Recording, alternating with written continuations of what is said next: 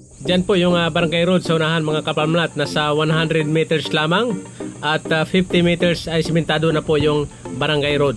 Yan, ganun lang po kalapit mga kapamlat. Ito naman po yung ating electricity at may bakod na po siya mga kababayan. Barbed wire yung kanyang bakod at steel gate mga kapamlat. Hanggang dito po ay makakapasok po yung sasakyan. You are watching Realty Philippines TV. Please don't forget to subscribe. Napakaganda po ng setup dito mga kapamlat sa property natin kinukuhanan ngayon ng video. Napakaganda, marami pong mga hayop sila na alaga. Yan gaya po ng native na baboy and then native na manok at saka po pabo at saka po gansa. Mamaya po ay makikita nyo mga kapamlat.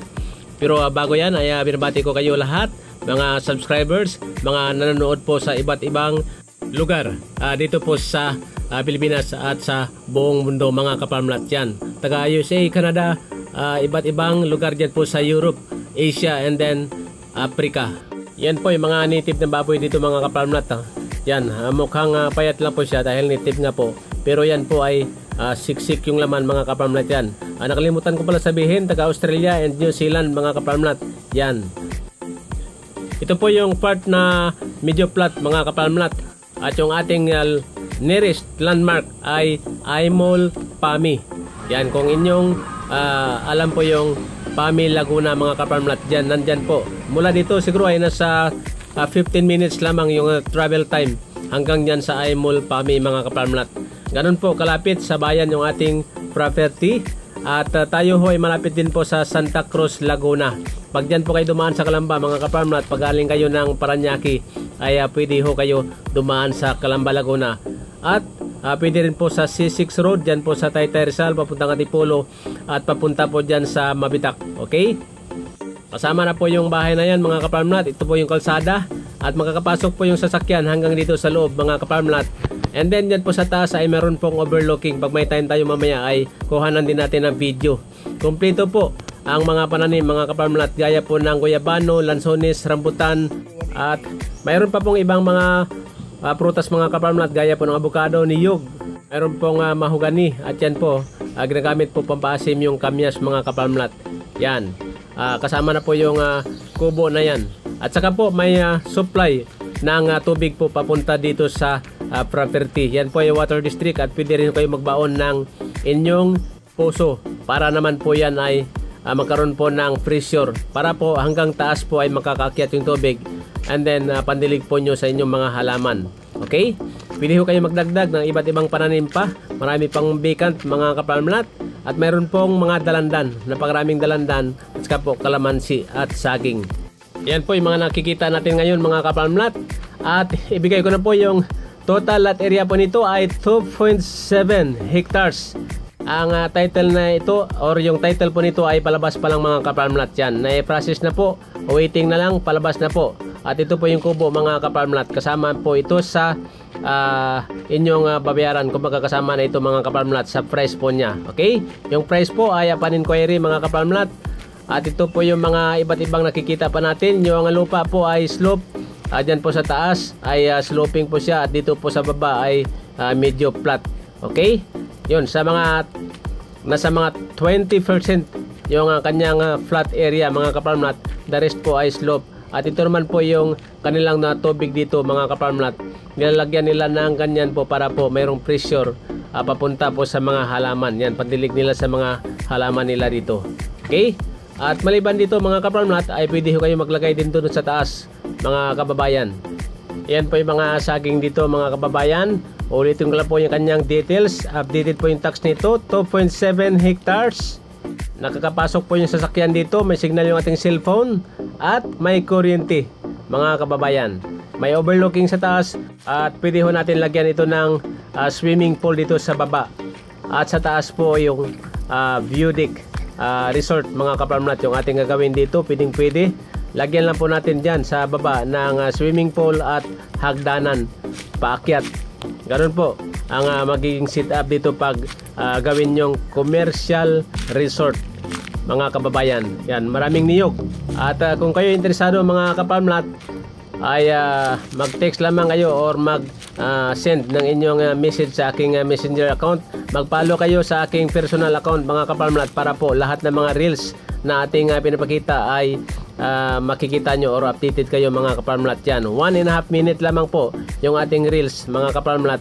Makikita nyo yung lupa and then yung kanyang information. Yan, kasama pa po yung area na ito mga kababayan. Yan, binabati ko po lahat ng mga Ilonggo.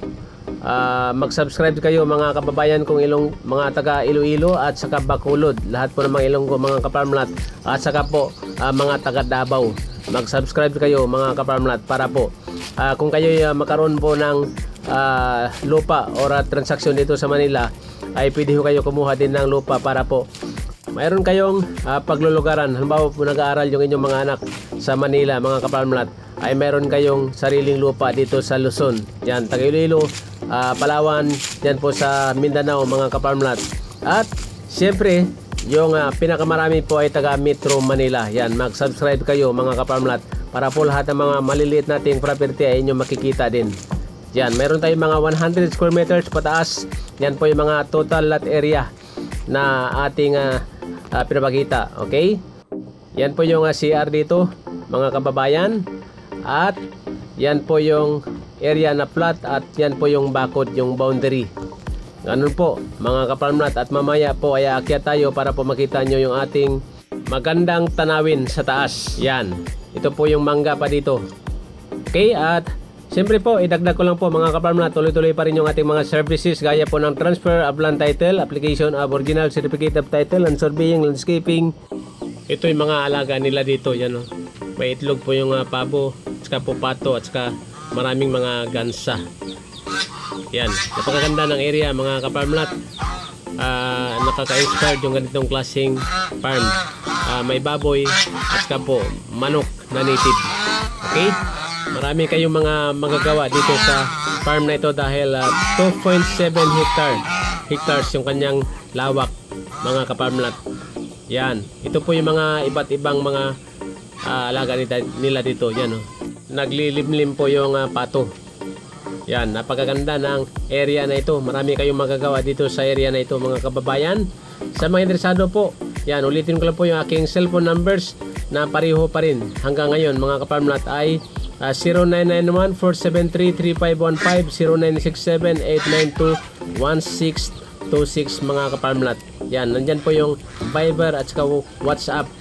Ang dito po, yung una kong number po ay yung tunog po niyan ay parang busy. Pero hindi po, yan po yung kanyang ring talaga mga kaparmlat.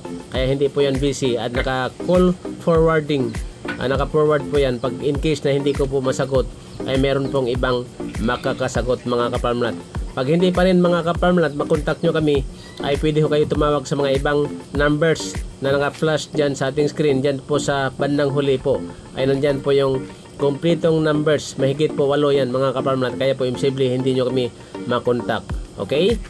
At yan, alam naman po nyo mga kaparmlat yung adbentahe pag mayroon tayong farm, lalo na po pag nandyan kayo sa Metro Manila. Tuwing Sabado po ay aakyat kayo dito or Friday.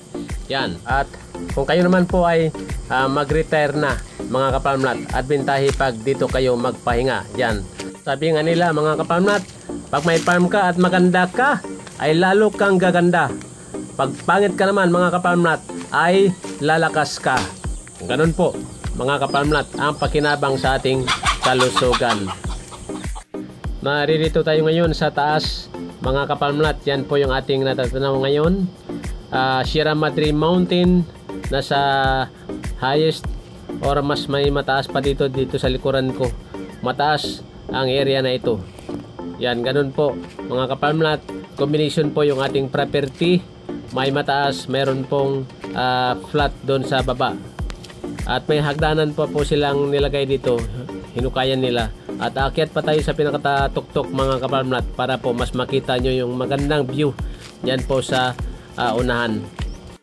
Ngayon mga kababayan ay narito tayo sa pinakamataas na. Idagdag ko lang po, dyan po sa bandang kaliwa ko mga kaparmlat ay binibenta rin 1.2 hectare ang kanyang sukat. Mas mura kumpara po dito. Yan, pwede kayo mag-extend kung halimbawa po bilhin nyo ito, ay pwede po nyo idagdag yung dyan po sa ito po, ipaling ko lang po yung camera. Yan, ito yung boundary, yung barbed wire. Yan po yung 1.2 hectare na pwede rin po nyo bilhin. Kung gusto po nyo, ito lang pwede din po mga ka-farmlat, dahil naka-frontage naman ito sa kalsada kanina. Karugtong lang po ng kalsada na ating kinuha na ng video kanina sa umpisa ng ating pagkuha ng video. Yan, ito po yung boundary mga kababayan. At siguro po napakahaba na ng ating video. Yan, hindi ko namin may palabas lahat ng mga lot for sale mga ka-farmlat. Sobrang busy po natin. Ulitin ko lang po mga ka-farmlat, marami tayong mga lot for sale dito na hindi po natin ipapalabas na sa ating YouTube channel. At pag i-close po natin yung camera, yan po yung Laguna Bay. Yan po yung Laguna Bay mga ka-farmlat. Tanaw na tanaw dito sa area na ito. At yan po, marami po salamat. At muli from Laguna, ako inyong ka-farmlat, Rosendo Saminyan. Kayo po ay nanonood sa inyong paboritong himpilan, Realty Philippines TV.